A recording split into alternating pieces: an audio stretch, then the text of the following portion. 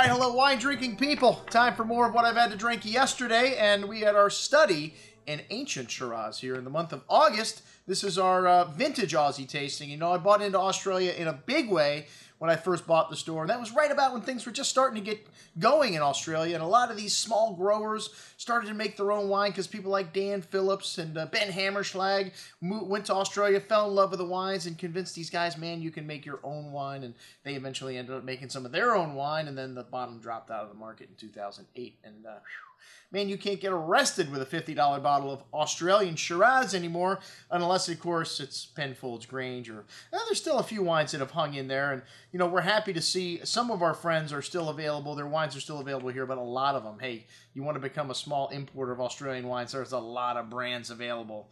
Unfortunately, that's not easy wines to sell. But I love Australia, and I've been there twice, and we have a tasting every year with these old wines because we still have a great collection of them here. For me, Shiraz from Australia, 10 to 15 years is when it starts to peak, but the better wines, hey, we had the 1980 Penfolds Grange at our Penfolds event this year. We do an event every year to showcase the new release of Grange.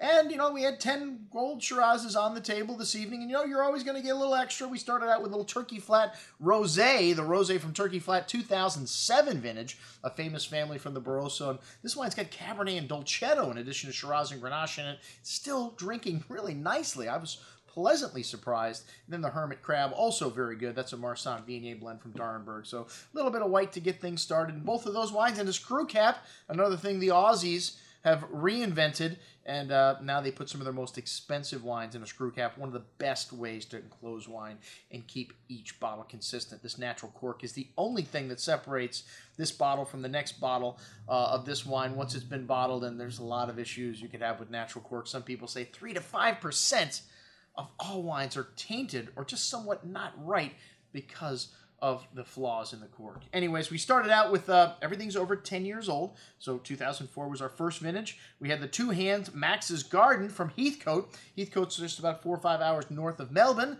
and it's one of the few places in the world you can still buy vineyard land for $3,000 an acre. You have to buy like 10,000 acres, though. But anyways, this is a winery, a label that was founded in 1999 by Michael Twelftree and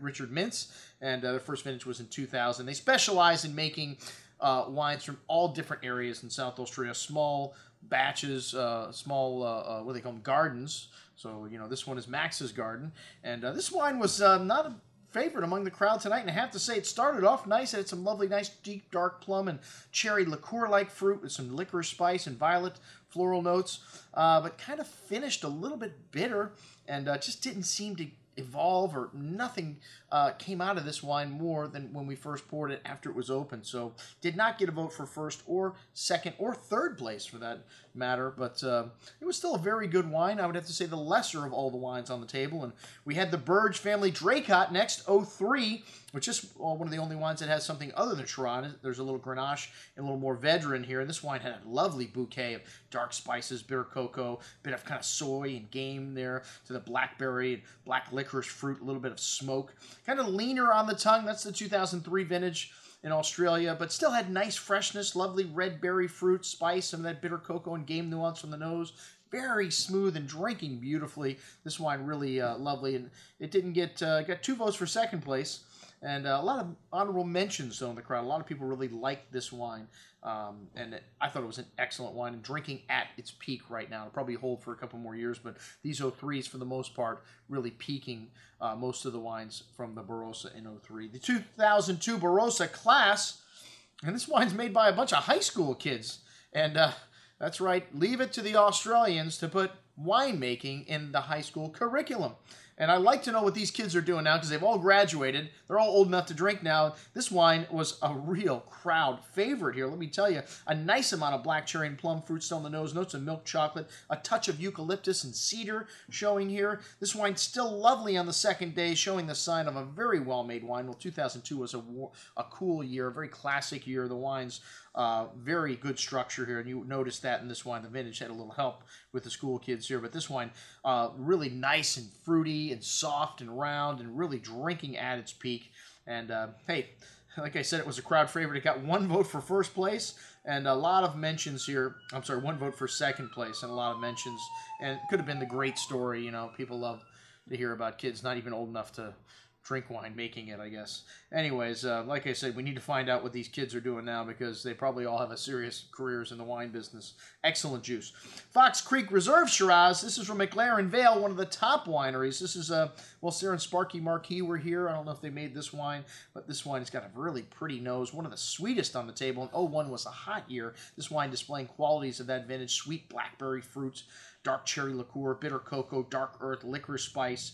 Very rich, very extracted. On the palate, still showing lovely fruit here. This wine, lovely richness, sweet, and a little bit of heat at the end, but still nicely balanced. Had good freshness, but like I said, a little bit hot. Did get a vote for first place and 5 votes for second, making it 4th overall.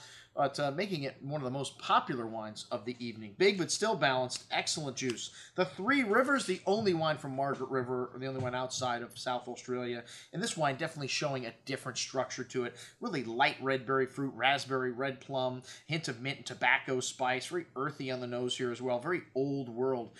So you can really notice the difference in the dirt here this wine had. And, you know, nice balance on the tongue. Still drinking nicely, but really didn't stand out to the group, I don't think. It didn't even get a mention at the end of the night, but I thought it was showing very nicely. An excellent bottle of Shiraz, a good example of a 2000 vintage wine from Margaret River.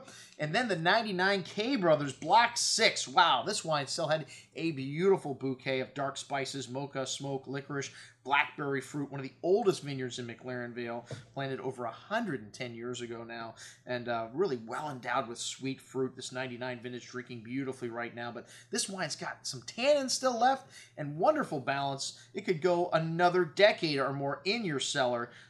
Most excellent juice. It had 1 vote for first place, and a lot of people mention that wine. It's one of the more famous Shirazes from McLaren Vale. All right, and then a no-name entry here, the 1998 Yunbar Estate, which the Shiraz, and this is one of the most unique bouquets of all the wines on the table. It had this really distinct kind of barnyardy, earthy quality to it, a eucalyptus character that really stood out, dried meats, dark spice, really nice complexity, some plum and cherry fruit here. Very tangy wine on the tongue with a nice hint of that funkiness from the nose showing through the finish. And hey, people like to get funky because this wine got 2 votes for first place and 1 for second, making it one of the most popular. But in terms of first place votes, a couple people didn't like the wine at all. I thought it was excellent, and you know, like I said, the most unique bouquet definitely on the table. The Henschke Hill of Grace, and this is a wine that's over 150 years old. The vineyard, good hand of dark plum and blackberry fruit, which you get from that old vines.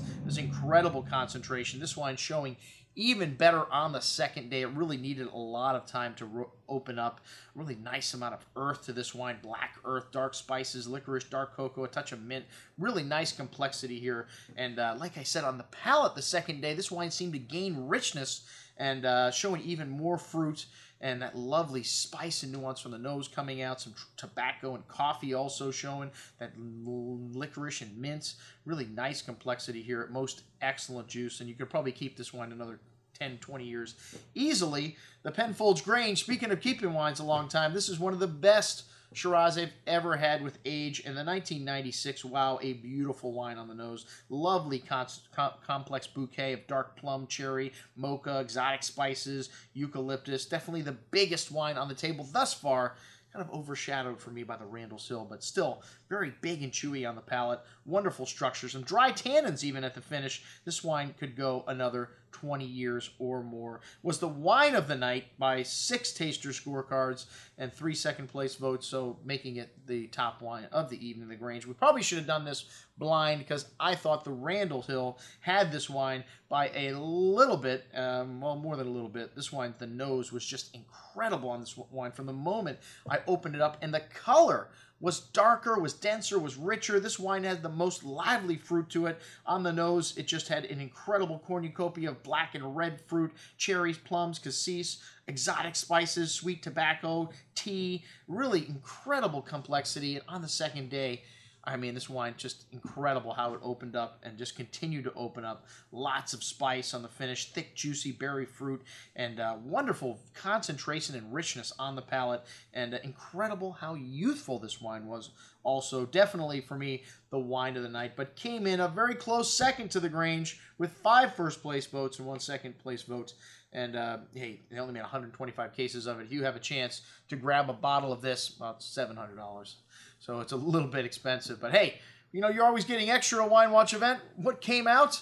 The Munari. We found a bottle of the Munari. This is also a Heathcote wine that we brought in exclusively here at the Wine Watch. And I'll tell you what, this wine was showing very nice. I was pleasantly surprised to see how well Adrian Munari's wine stood up to all these great Shirazes. And hey, got 1 vote for wine of the night, believe it or not.